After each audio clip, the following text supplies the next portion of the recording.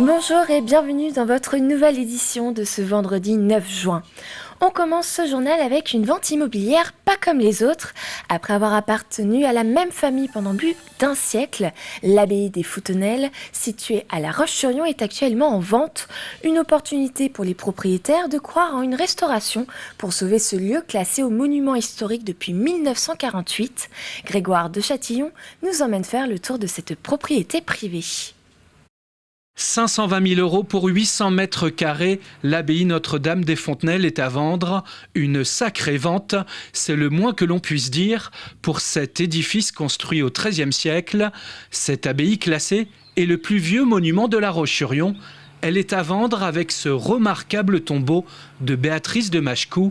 C'est elle, avec son mari Guillaume de Mauléon, qui a fondé l'abbaye en 1210. Puisqu'il y a le classement de tous les murs de l'abbaye, et que le tombeau est incrusté, si je puis dire, dans l'architecture, le tombeau est de fait protégé, il est classé, et donc on ne peut pas le détruire, on ne peut pas le déplacer non plus.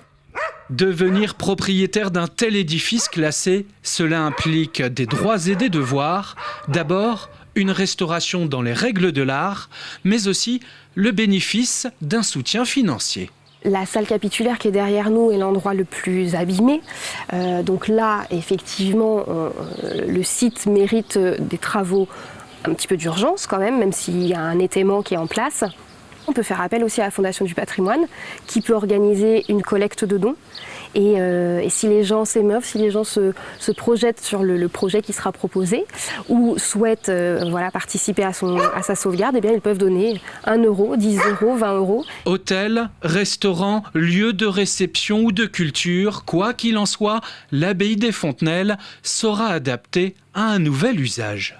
Quel que soit en fait son devenir, vraiment, à partir du moment où on en parle et à partir du moment où il est sauvé, eh bien, la future vie qui lui sera offerte sera la bonne puisque ça lui permettra d'être transmis.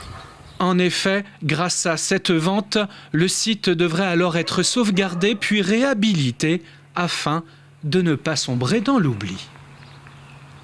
Les deux relais petite enfance de la ville de Fontenay-le-Comte et de la communauté de communes du pays de Fontenay fusionnent pour être plus proches de leurs usagers.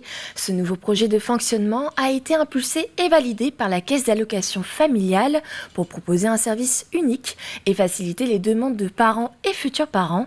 Le territoire de Fontenay compte actuellement 184 assistants maternels. Le pays de Fontenay avait 2 relais d'assistantes maternelles. Un relais itinérant sur tout le territoire et un relais sur Fontenay-le-Comte. Donc aujourd'hui, nous avons donc Fontenay-le-Comte et tout le territoire sous un même relais d'assistantes maternelles.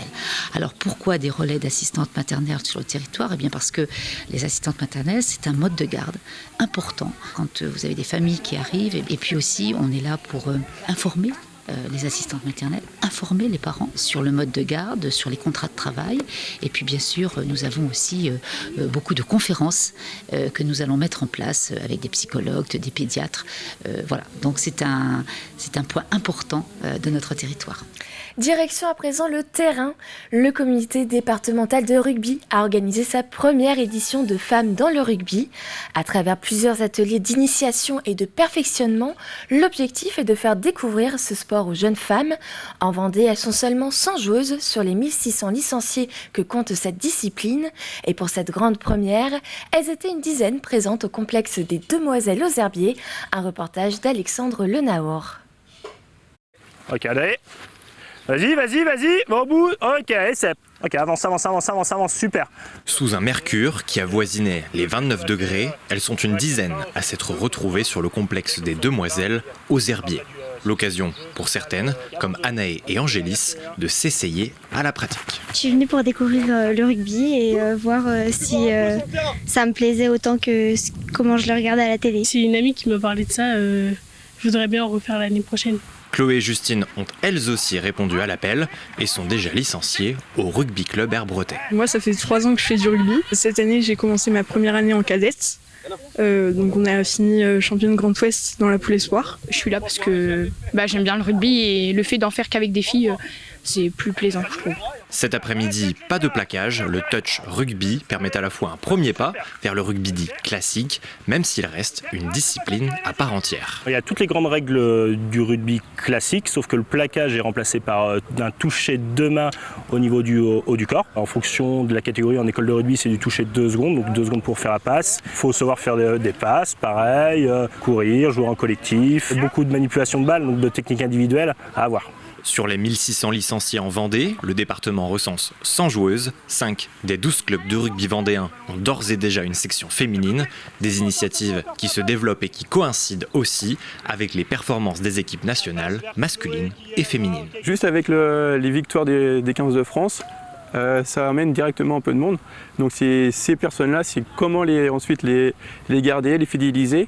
Et donc ça revient directement avec le rugby à toucher, le rugby loisir, et donc pas forcément directement le rugby à plaquer. L'objectif affiché est clair, faire de cette première édition de Femmes de rugby un rendez-vous inscrit à l'agenda de la saison. Le but c'est d'aller vraiment dans tous les clubs pour qu'ils puissent accueillir cet événement-là et donc la pérenniser dans le temps. De son côté, le Rugby Club Herbretais espère lui constituer une équipe féminine de moins de 18 ans en vue de la saison prochaine.